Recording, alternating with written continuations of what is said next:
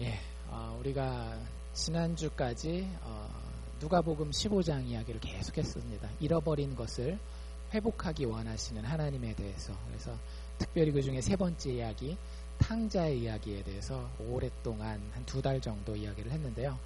오늘부터는 또 다른 책으로 넘어갑니다. 히브리서라고 하는 책. 잘 아시는 분들도 있고 아마 이 히브리서를 아주 잘 아는 분들은 많지는 않으실 거예요.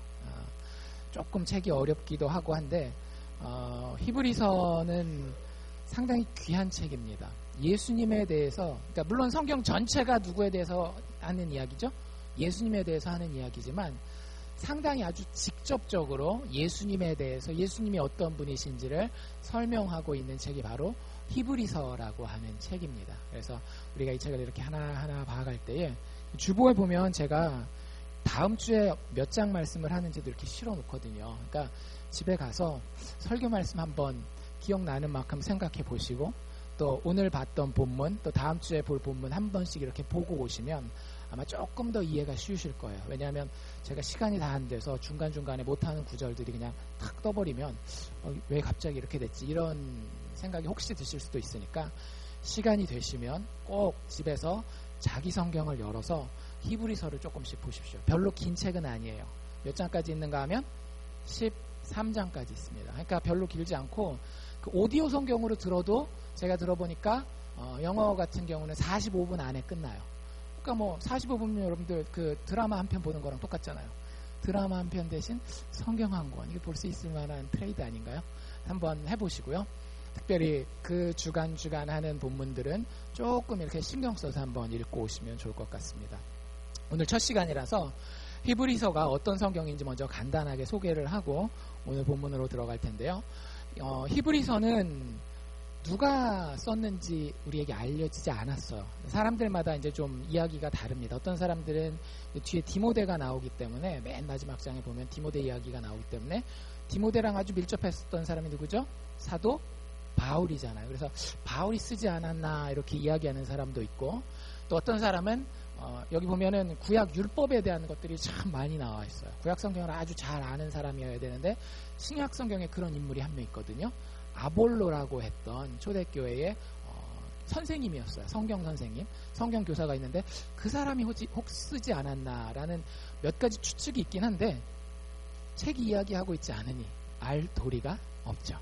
근데 확실한 건 있어요. 이 책을 받아보는, 이게 사실은 책으로 우리에겐 와 있지만 편지거든요. 긴 편지예요. 근데 이 편지를 누구에게 썼는지는 대부분의 사람들이 동의합니다. 여기 보면 누구에게 쓴다라는 말은 안 나와 있지만 책 제목 자체가 뭐예요? 히브리서죠. 여러분들 히브리라고 하는 말이 요즘 우리가 알아듣기 쉬운 말로 표현하면 주이시입니다. 유대인들이란 뜻이에요. 그래서 아마 이 성경책은 그 당시에 유대인들 중에 예수 믿었었던 사람들에게 쓰여진 편지인 것 같아요.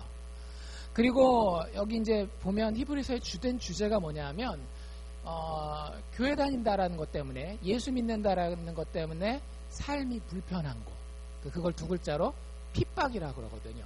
핍박받는 것에 대한 이야기, 어떻게 예수 믿는 사람들이 그 어려움 가운데서 그 어려움을 잘 이겨낼 수 있는지에 대한 이야기가 이제 주로 기록이 되어 있는데, 그런 것들을 보면 유대인들 중에서도 그 당시에 보통 히브리서를 연대를 이야기할 때에 AD 한 50년부터 60년 사이를 얘기를 하는데, 뭐 AD 50년, 60년이 언젠가 좀 이렇게 그러실 텐데, 예수님이 돌아가신 게 AD 30년입니다. 그리고 예루살렘이 멸망하는 게 AD 70년이에요. 그러니까 그 어간에 이 편지를 썼는데, 처음에는 예수님 믿는 게 그렇게 어렵지 않았어요. 그냥 저런 종교가 있나 보다 그랬는데 점점 갈수록, 특별히 AD 49년에 로마의 황제 중에 클라우디오라고 하는 황제가 황제가 되면서부터 기독교를 핍박하기 시작해요. 그래서 제일 먼저 했던 일이 뭐냐면, 클라우디오가 황제 되었을 때에 로마에 있는 기독교인들을, 그리고 유태인들을 다 쫓아냅니다. 사도행전에 보면 그 기록이 나와 있어요. 그래서 자기가 가지고 있던 비즈니스, 뭐 집, 이런 거, 친구들 다 떨어뜨려 놓고 로마라고 하는 도시를 떠나야 했어요. 그리고 그게 AD 49년, 50년 어간인데 그때부터 시작해서 한 10년 정도 계속해서 어려움을 당해요. 그리고 그 유명한 우리가 로마 황제들의 이름 중에 다른 사람은 몰라도 이 사람 이름은 알아요. 혹시 들어보셨어요? 네로 황제라고? 네로 황제가 64년, AD 64년 정도에 등장합니다. 그리고 나서 기독교를 엄청 핍박하죠. 가장 대표적인 예가 뭐예요? 로마에다가 자기가 그 구시가지 있잖아요. 우리식으로 얘기를 하자면 다운타운, 올드 그 빌딩들이 있는 데다가 어떻게 사람을 시켜서 불을 확 질러버리죠. 그리고 난 다음에 뭐라고 소문을 퍼뜨리는가 하면 기독교인들이 불을 질렀다라고 이야기를 하고 그래서 그때 많은 기독교인들이 죽습니다. 그래서 네로 시대의 핍박은 정말로 심각했어요. 그래서 사람들을 이런 큰 나무 기둥 같은 데다가 묶어가지고 산채로 저녁 때 야간 경기 하잖아요. 옛날에 로마의 스포츠는 그 글래디에이터라고 하는 영화를 보셨는지 모르겠지만 검투사들이 나와서 칼싸움하고 이런 거예요. 근데 낮에는 잘 보이지만 밤에 잘 안 보일 때 횃불을 켜는데 그 횃불의 재료를 누구로 삼은 거예요? 교회 다니는 사람으로 삼은 거예요. 여러분들 그런 거 생각하면 우리는 진짜 편하게 신앙생활하고 있는 거예요. 예수 믿는 게 불편해요. 그분들 생각하면. 그리고 오늘날도 중동에서 지금 서방의 많은 언론들이 이야기를 하지 않아서 그렇지 중동과 아프리카 지역에서 예수 믿는 사람들이 엄청 죽어가고 있거든요. 그런 것들에 비하면 우리가 하는 고민은 어쩌면 세 발의 피일지도 모른다라는 생각을 해봅니다. 어쨌든 그렇게 핍박받던 시대에 이 히브리서가 쓰여지게 됩니다. 그래서 그 당시에 이 예수 믿기로 작정한 이제 갓 예수를 믿는 이 사람들이 가지게 되는 질문이 뭐였는가 하면 하나님이 예수 믿는 사람들에게 참 기쁨을 주시고 그분의 영광을 나눠주시고 복 주신다라고 이야기하시는데 그런 분이시라고 한다면 왜 이 땅에서의 우리 인생은 여전히 이렇게 고달픈가? 사실 오늘날도 우리가 던질 수 있는 질문이죠. 예수 믿으면 다 잘 되고 병에도 걸리지 않고 사업을 하면 사업하는 대로 다 잘 돼야 되고 아이들 키우면 아이들도 그냥 학교 가서 그냥 너무너무 칭찬만 받고 잘 되고 막 이러기를 바랄 거란 말이에요. 근데 예수 믿는 사람의 삶이 다 그런가요? 예수 믿으시니까 비즈니스가 너무 술술술술만 풀리시고 아픈데 하나 없이 그냥 짱짱하시고 자녀들이 막 밖에 나가서 아무 문제 없이 막 승승장구하는 소식만 들려오시던가요? 그렇지 않잖아요. 때로는 내가 억울한 형편에 처하기도 하고 이거는 꼭 이러면 안 되는데 라고 하는 그런 불길한 상황이 실제 내 인생 가운데 찾아옵니다. 불청객인데 이것에 대해서 히브리서는 전체적으로 이렇게 답을 해주고 있어요. 왜 그리스도인의 인생이 그렇게 고달픈가? 이유는 그리스도인의 인생은 여행길이기 때문이라서 그렇게 고달프다라는 거예요. 여러분들 여행은 목적지가 있습니까? 없습니까? 여행은 목적지가 있어요. 도착하면 어디에? 집에 들어가서 편하게 신발 벗고 양말 벗고 씻고 샤워하고 개운하게 쉴 수 있습니다. 여행은 언젠가 끝나게 돼 있어요. 우리로 하여금 그 여행은 더 성장한 사람이 되어서 집에 돌아가게 만듭니다. 우리의 인생이 예수 믿는 사람들의 인생이 그렇다라는 거예요. 여러분들 믿음이 있으시다라고 한다면 인생을 바라보는 시각을 달리하시기를 바랍니다. 여기가 우리의 집이 아니에요. 여기가 우리 자녀들이 마지막에 발 뻗고 자리 잡을 때가 아닙니다. 우리 자녀들이 이 땅에서 여행을 끝나면 저 하늘에 가게 될 거예요. 그때 우리 자녀들 하나님 앞에서 벌거벗은 모습으로 하나님이 너 저 바깥 어두운 데에 나아가 울며 이를 갈고 있으리라 라고 그 얘기 듣도록 해야 되겠습니까? 아니 남의 이야기까지 가지 말고 내가 이 인생을 살 때 이 인생이 내 집인 줄 알고 여기서 어떻게 해서든지 내가 나를 위하여 나의 편함과 나의 즐거움을 위하여만 인생을 산다라고 한다면 여러분들 인생에 대한 정말 잘못된 그림을 그리면서 살아가는 겁니다. 물론 그것을 믿고 안 믿고는 우리에게 달려있죠. 그런데 성경은 아주 자신 있게 이야기하고 있어요. 그리고 저도 여러분들에게 아주 분명하게 말씀드릴 수 있습니다. 여러분들이 지금 얼마나 좋은 일을 겪고 있건, 여러분들이 지금 얼마나 나쁜 일을 겪고 있건, 여러분들은 지금 여행길을 걸어가는 중일 뿐이에요. 곧 여러분의 집에 도착하게 됩니다. 그게 어떤 분들에게는 1, 20년 남았을 수도 있고요. 어떤 분들에게는 7, 80년이 남았을 수도 있어요. 그런데 결론은 여행이 끝난다라고 하는 겁니다. 우리들의 지침은 마침내 그 집에 도착했을 때에 휴식과 안식을 누리게 될 것이고요. 우리가 여기서 소외받고 억울하고 수치스러운 일이 있는 그것은 마침내 이 여행길의 끝에 아버지의 안아주심 가운데에 다 회복될 줄로 믿습니다. 그런 인생의 여정이기에 우리의 삶에는 여전히 고난과 고달픔이 있을 수 있다라고 하는 거예요. 근데 그거 힘들어서 집에 가는 길을 포기하면 되겠어요, 안 되겠어요? 그게 제일 미련한 거예요. 여행하다가 그게 힘들다고 집에 가는 걸 포기하면 그것만큼 힘든 일이 없는 겁니다. 그것만큼 미련한 일이 없는 거예요. 그래서 히브리서는 이 여정을 잘 마치기 위해서는 이 길을 꾸준히 걸어가야 하는데, 그 길을 꾸준히 걸어갈 수 있는 길이 무엇인가 하면 우리의 시선을 예수 그리스도에게 고정하는 것이라고 이야기하고 있습니다. 이게 이 책의 결론이에요. 여러분들 인생을 제대로 잘 살아가고 싶으십니까? 여러분들의 시선을 어디다가 고정하느냐가 여러분들의 인생의 여정, 그 여행길의 승패를 가르는 거예요. 우리의 시선이 사람에게만 혹은 물질에게만 다가가 있다라고 한다면 우리는 반드시 인생길의 여정에서 길을 잃고 헤매고 고생하게 됩니다. 하지만 하나님이 우리에게 주신 구원의 길이신 예수 그리스도에게 우리의 시선을 고정해 놓고 있으면, 12장에 나와 있는 표현대로라면 예수를 바라볼 수만 있다면 우리의 인생은 반드시 집을 향하여 갈 수 있는 승리하는, 성공하는 인생 여정이 될 것이라고 히브리서는 우리에게 약속하고 있습니다. 그것에 대해서 우리가 조금씩 자세히 살펴보게 된다라는 거예요. 오늘 이제 1장과 2장 앞부분까지 읽었는데 중간은 저희가 빼고 읽었습니다. 집에 가서 한번 조금 읽어보십시오.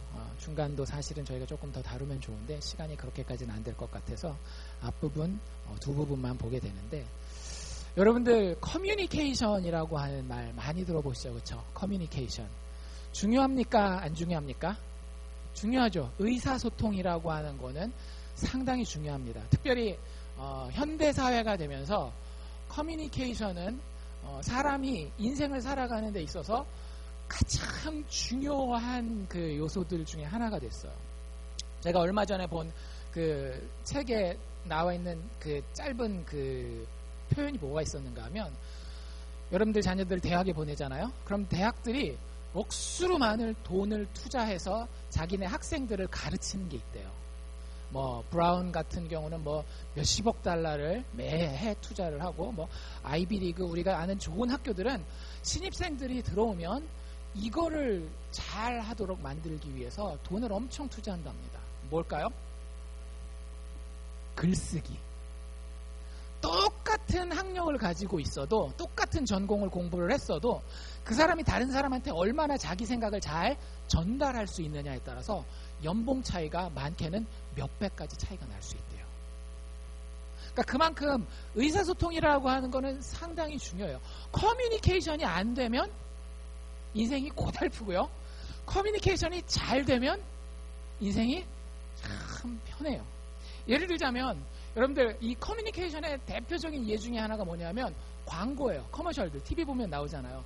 광고를 잘 해서 사람들에게 이 물건이 꼭 필요하다라고 의사소통을 잘 전달했어요. 그러면 의사소통 잘 한 거 가지고 나한테 뭐가 생겨요? 돈이 생겨요, 여러분들. 의사소통 하나 잘하는 것만 가지고도 돈이 생긴단 말이죠. 또 똑같은 정치인들이라 할지라도 연설을 아주 잘하는 정치인들이 있어요. 오바마 같은 경우 정말 연설을 잘하거든요. 근데 정치인들이 그렇게 연설을 통해서 의사소통을 잘하면 뭐를 얻게 돼요?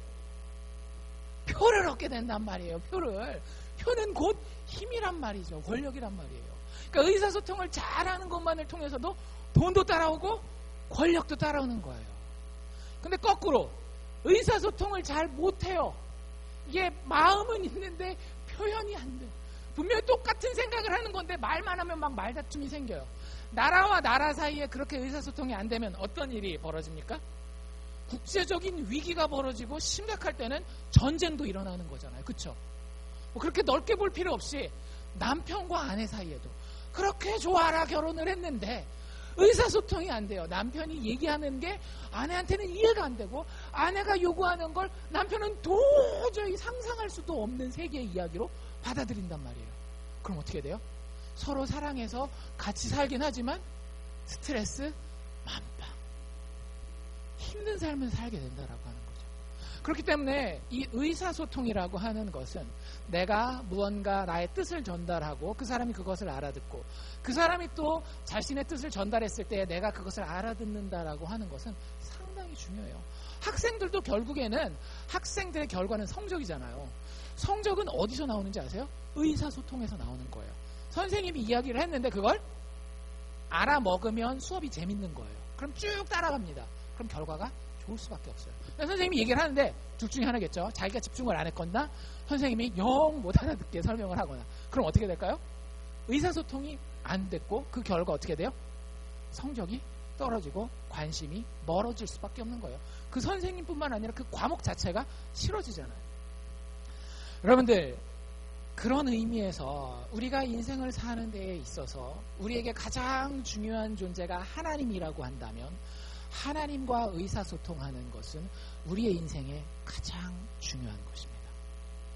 여러분들 하나님과 의사소통하고 계십니까?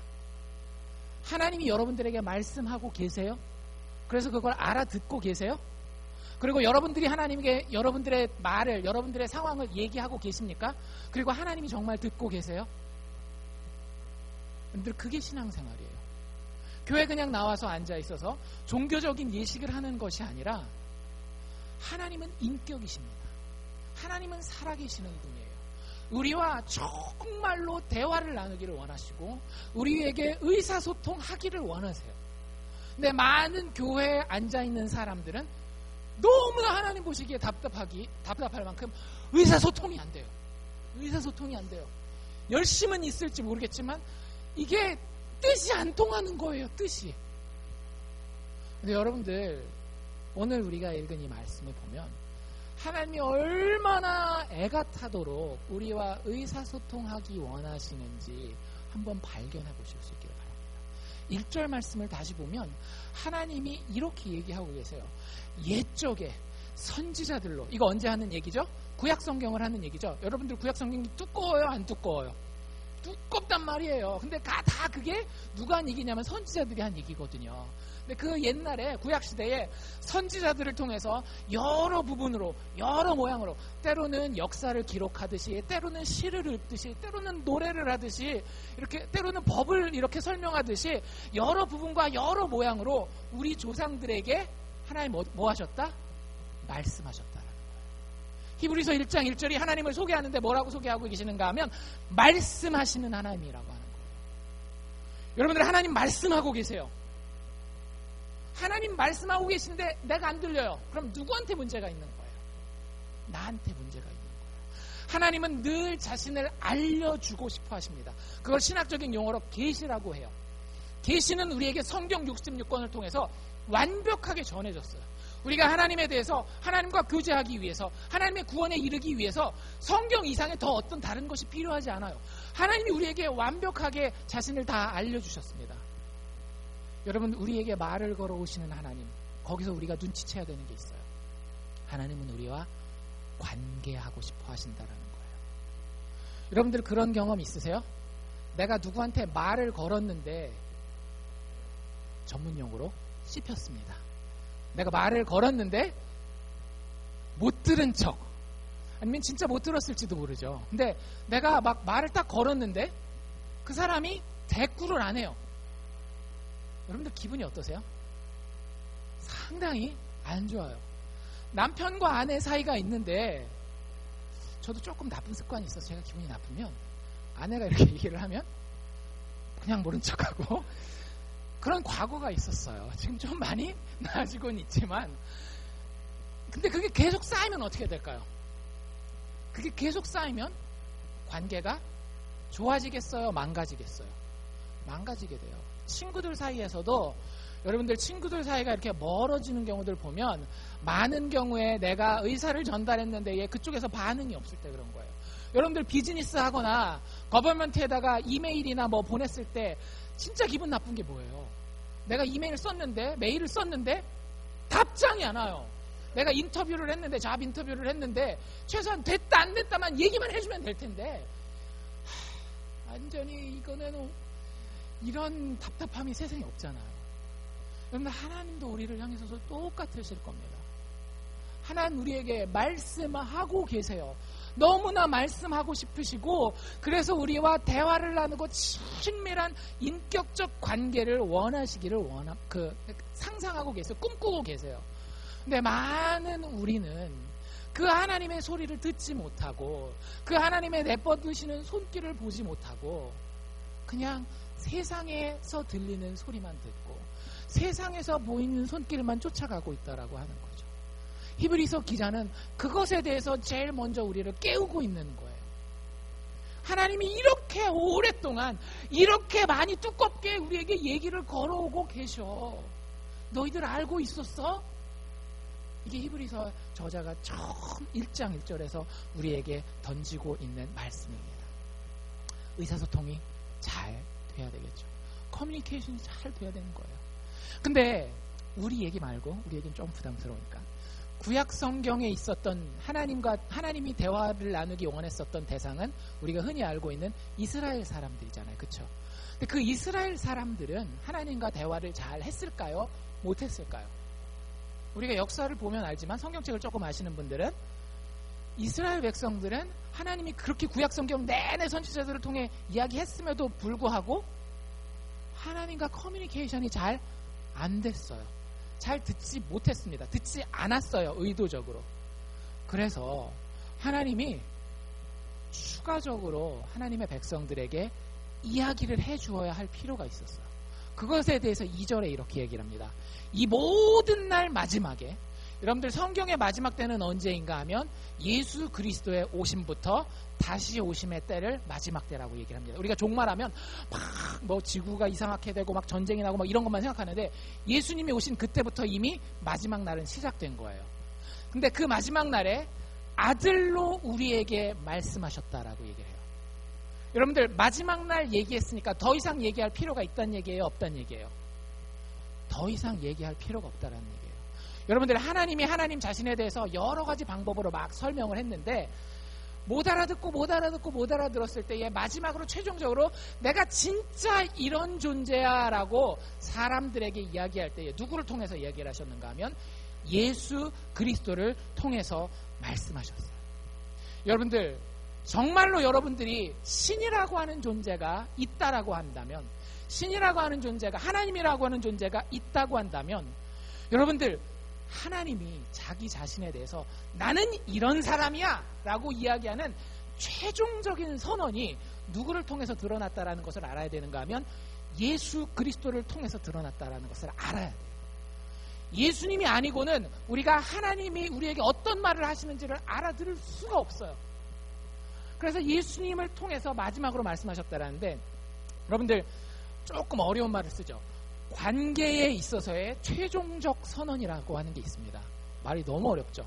관계에 있어서의 최종적 선언. 이게 뭐냐면, 여러분들이 사랑하는 사람이 있어요.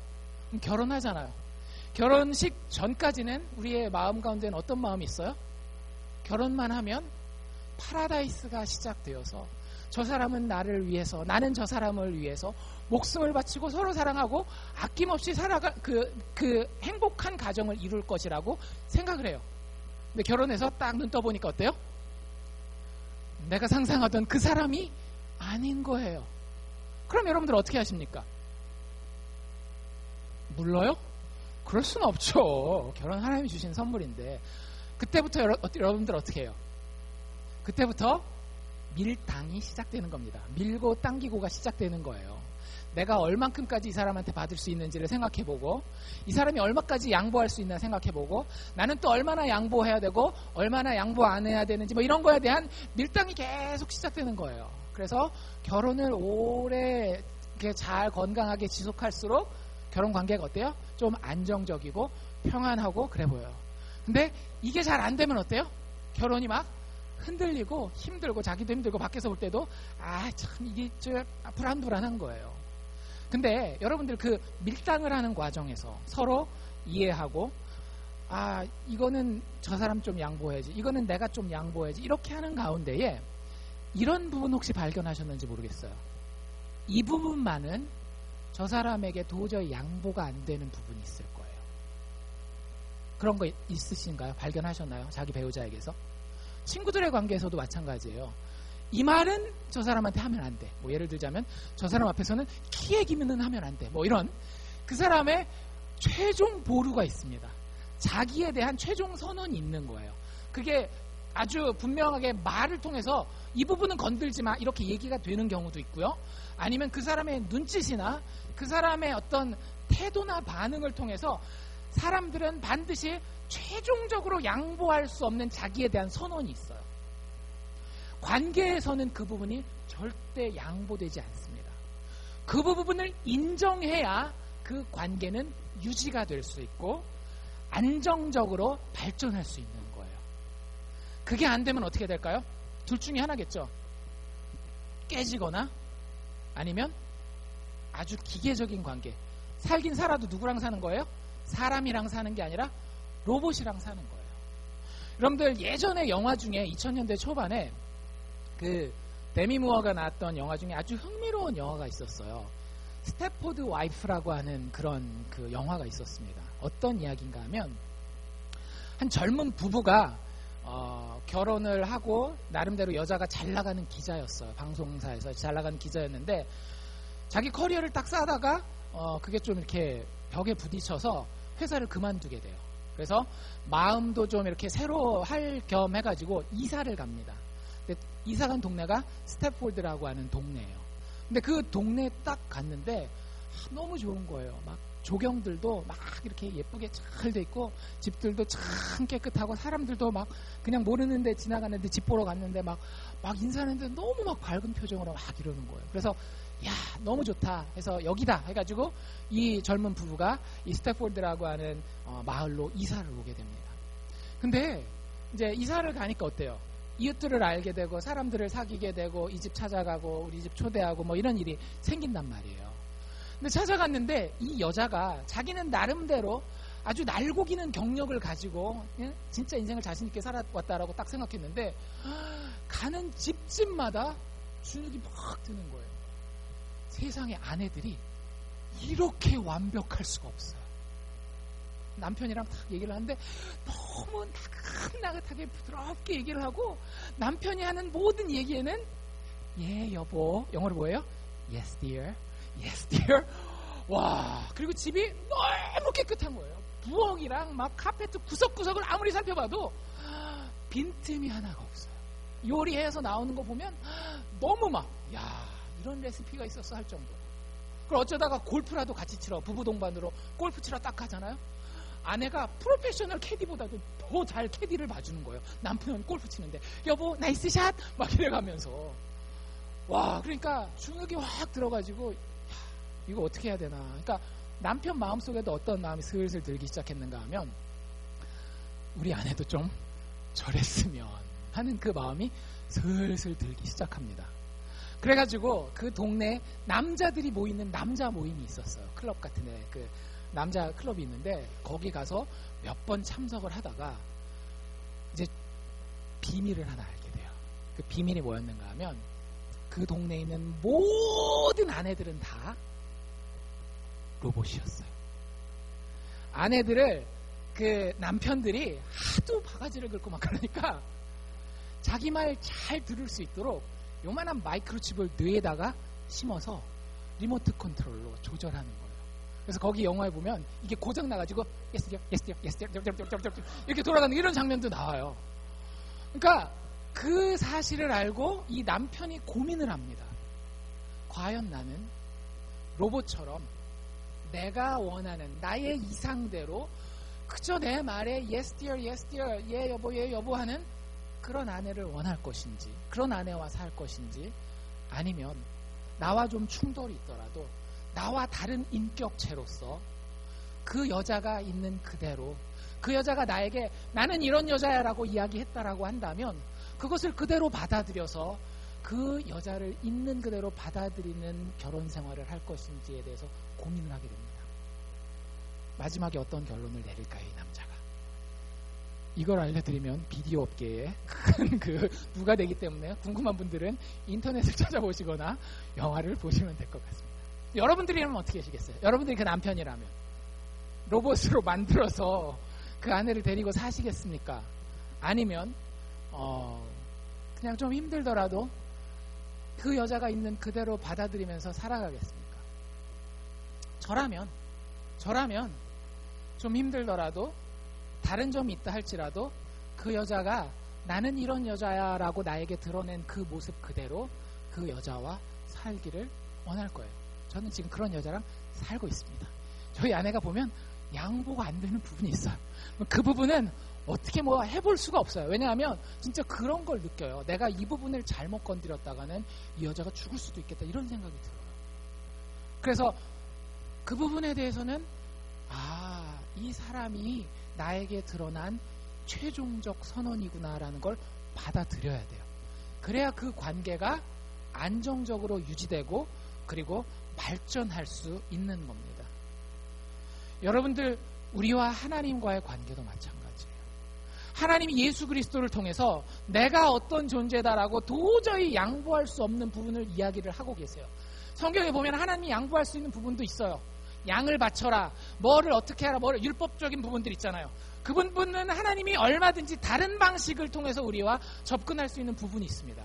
그런데 예수 그리스도를 통해서 하나님이 내가 이런 하나님이야 라고 선언한 부분에 대해서는 우리가 정말로 잘 알아야 되고, 그 하나님이 내가 이 부분은 하나님에 대해서 온전히 그대로 받아들여야 되는구나 라고 하는 부분이 있다라고 하는 거예요.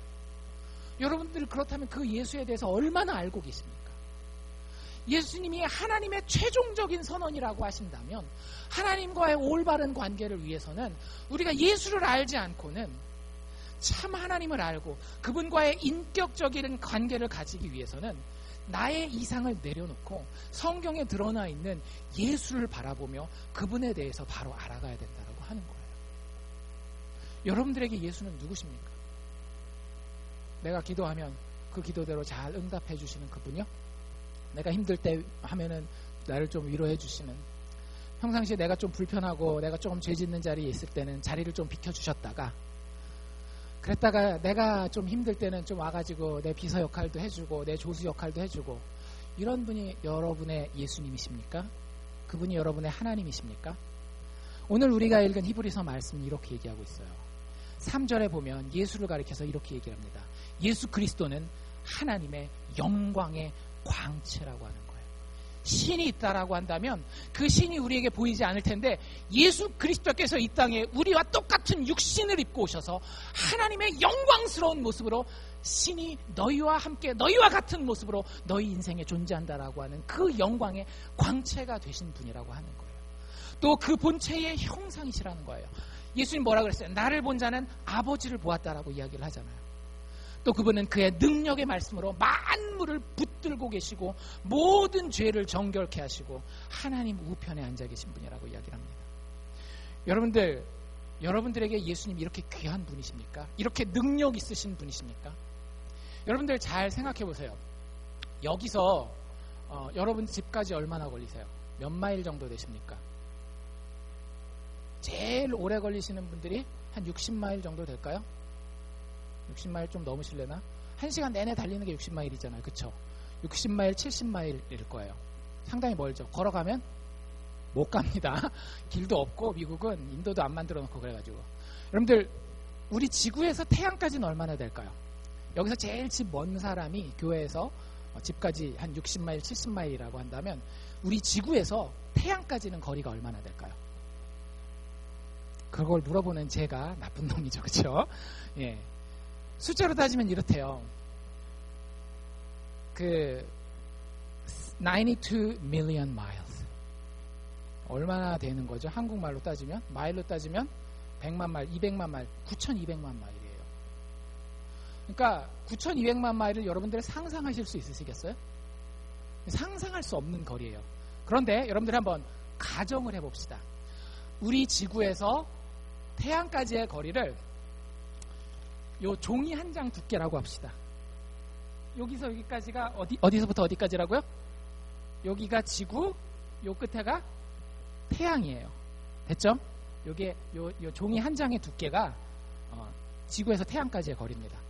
그러면 여러분들 우리가 뭐 수성, 금성 뭐 이렇게 얘기하는 거는 별이 아니거든요. 걔네는 별이 아니고 태양처럼 이렇게 빛나는 애들을 star, 별이라고 얘기를 하는데 지구에서 가장 가까운 별, 태양 빼고 가장 가까운 별까지 이 종이를 이렇게 쌓으면 몇 장 정도 쌓아서 두께가 얼마나 되면 가장 가까운 별까지 갈 수 있을까요? 몇 장 정도? 한 이 정도 쌓으면 될까요? 그 정도도 너무 많네. 이게 벌써 92 million miles니까 가장 가까운 별까지 이거 70feet를 70feet를 쌓아야 돼요. 종이를. 얼마나 되는 거예요? 미터로 따지면 21m예요. 그러니까 여러분들 키에 10배가 넘는 거예요. 이거 쌓았을 때. 그게 우리가 갈 수 있는 가장 가까운 별까지의 거리예요. 우리가 속해 있는 그 별들이 모여 있는 그걸 우리가 은하계라고 부르잖아요. 갤럭시라고 부르잖아요. 그 갤럭시가 이렇게 둥글게 생겼는데 그 끝에서 끝까지 지름이라 그러죠. 그 지름은 그러면 이것도 종이장 두께로 봤을 때 이 종이장 한 장 두께가 92 million miles라고 했을 때 그 은하 끝에서 끝까지의 거리는 얼마나 될까? 이거 몇 장이나 놓으면은 거기에 도착할 수 있을까요? 310 miles. 이 종이를 이렇게 종이로 쌓아가지고 300마일이 넘게 쌓아야 우리가 존재하는 은하의 끝에서 끝까지 있는 거예요. 여러분들 근데 우리가 존재하는 이 은하는 전 우주에서 먼지 티끌 하나밖에 안 됩니다. 그 과학자들이 얘기를 하는 거예요. 종교 목사님들이 얘기를 하는 게 아니라 과학자들이 늘 얘기를 하는 게 우리가 살고 있는 이 은하는 온 우주에서 봤을 때 먼지 한 티끌 하나밖에 안 된다라고 하는 거예요. 여러분들 그 은하에 그 작은 태양계에 아주 작은 별 지구에 우리가 살고 있어요. 여러분들 지구 밖에서 여러분들이 어디 있는지 점이나 찍을 수 있겠어요? 도저히 불가능한 일이잖아요. 그런데 그 온 우주를 성경이 뭐라고 얘기를 하고 있어요? 그의 능력의 말씀으로 만물을 붙들고 계시는 그분이 하나님이시요 그분이 예수님이라고 얘기를 하는데 그분이 내 개인 비서밖에 안 되나요? 우리 그렇게 알고 예수 믿고 있나요? 여러분들 우리가 예수 믿는다라고 얘기했을 때는 아주 엄청난 결단을 하는 겁니다.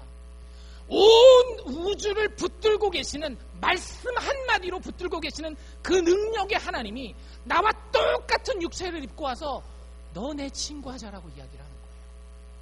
빌 게이츠가 와서 여러분들에게 너 내 친구 하자고만 해도 여러분들의 운명을 쥐고 있는 예를 들면 학생들 같은 경우는 대학 입학처장이 여러분들에 와가지고 너 우리 학교에 와서 나랑 같이 공부하자고만 해도 내 심장이 두근두근 벌렁벌렁 할 텐데 온 우주의 주인 되시는 그 하나님이 내 옆에 나와 똑같은 몸을 입고 오셔서 너 나랑 친구하자라고 하는 거예요.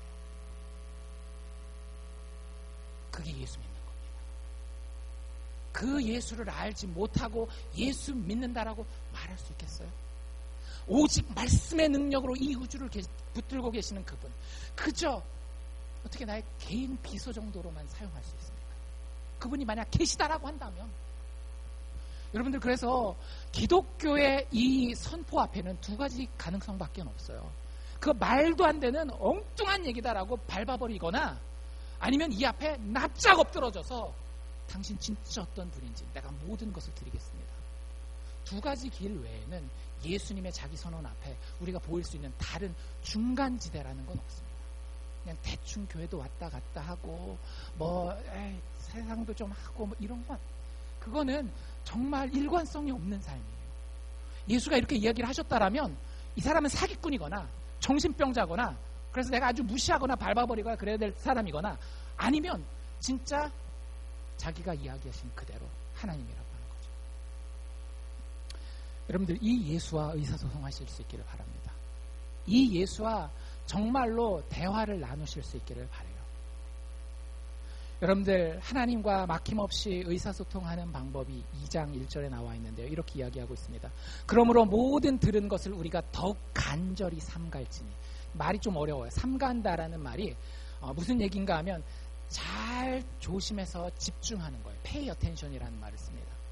근데 실제 영어 단어에 보면 뭐라고 그랬는가 하면 pay more careful attention이라는 표현을 써요. 그러니까 pay attention이라는 게 집중하다라는 뜻이잖아요. 근데 그 앞에 careful이라고 하는 아주 조심스럽게라는 단어, 그리고 그 앞에다가 more이라고 하는 단어까지 써가면서, 그게 왜 그런가 하면 실제 그 성경 원어 그릭 그 헬라어에 나와 있는 표현이 이 하나님을 아는 그 집중도에 대해서 설명하는 단어가 아주 강력한 단어예요. 그냥 대충 믿었으니까 이제 됐지, 그렇게 하면 어떻게 된다라고 얘기를 하는가 하면 혹 흘러 떠내려간다라고 얘기를 했어요. 그렇게 신앙생활하면 반드시 우리는 떠내려갑니다. 여기서 떠내려간다는 말은 뭐냐면 배를 그 정박하려고 묶어놨는데 그 묶어놓은 끌이 풀러진 걸 얘기를 하는 거예요. 그럼 어떻게 되겠어요? 여기저기 물길에 흘러서 정말 길을 잃고 여기저기 떠다닐 수밖에 없다는 거예요. 우리가 예수 믿는다라고 얘기를 하지만 하나님 앞에 그만큼 의사소통하기 위해서 집중하지 아니하면 똑같이 세상 사람들과 마찬가지로 우리의 인생 여기저기 떠도는 인생이 될 수밖에 없다라고 이야기하고 있습니다. 그것이 아니라 집중을 넘어선 집착, 강박에 이를 정도까지 예수 그리스도에게 우리의 온 정신과 마음과 생각을 드리는 것이 우리가 정말로 하나님과 제대로 의사소통할 수 있는 방법이라는 겁니다. 예수 그리스도를 통해 드러난 하나님의 은혜의 복음에 집중하는 것. 여러분들 그분은, 예수 그리스도는 정말 크신 분이에요. 그 온 우주를 만드신 그분이에요. 그런데 그분이 어떻게 우리에게 나타나셨어요? 육체를 입고 우리와 똑같이 나타나셨을 때 하나님, 우리가 1장 1절에서 하나님 어떤 하나님이라고 소개받았어요? 하나님은 말씀하시는 하나님이라고 소개하셨죠. 하나님 말하는 거 참 좋아하시는 분이에요. 되게 좋아하세요. 근데 잘 생각해 보세요.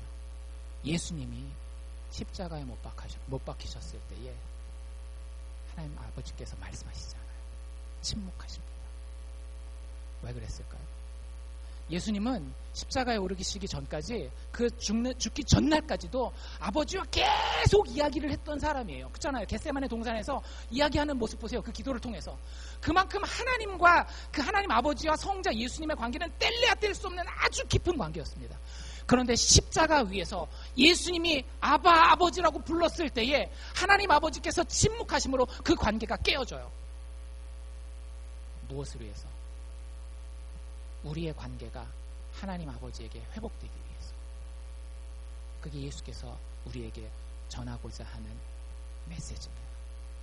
온 우주의 주인 되시는 하나님께서 스스로 깨어짐을, 스스로 자기 살을 찢으심을, 스스로 자기 피를 흘리셔서 그 관계가 깨어짐을 체험하심으로 우리를 하나님과의 관계로 회복시키시겠다는 거예요. 그래서 예수의 이름으로 기도할 때에 아버지께서 들으시겠다는 거예요. 기도할 때 뭐라고 기도해요? 예수님의 이름으로 기도합니다. 그분이 우리를 위해서 아버지와 관계를 깨뜨리셨고 그 깨뜨림이 우리가 치러야 할 대가를 치러 우리는 이제 예수의 이름으로 나아가면 아버지 앞에 응답받고 아버지가 듣는 하나님 앞에 의인이 되었다라고 하는 거예요. 여러분들 인생에 어떤 고민을 가지고 있고 어떤 어려움을 가지고 있습니까? 이 예수가 나의 구세주라고 한다면 하나님 앞에 얘기하십시오. 하나님 여러분들에게 말씀하실 것이고 그 말씀이 육신이 되어서 여러분들 인생 가운데에 능력으로 역사하실 줄로 믿습니다. 기도하겠습니다.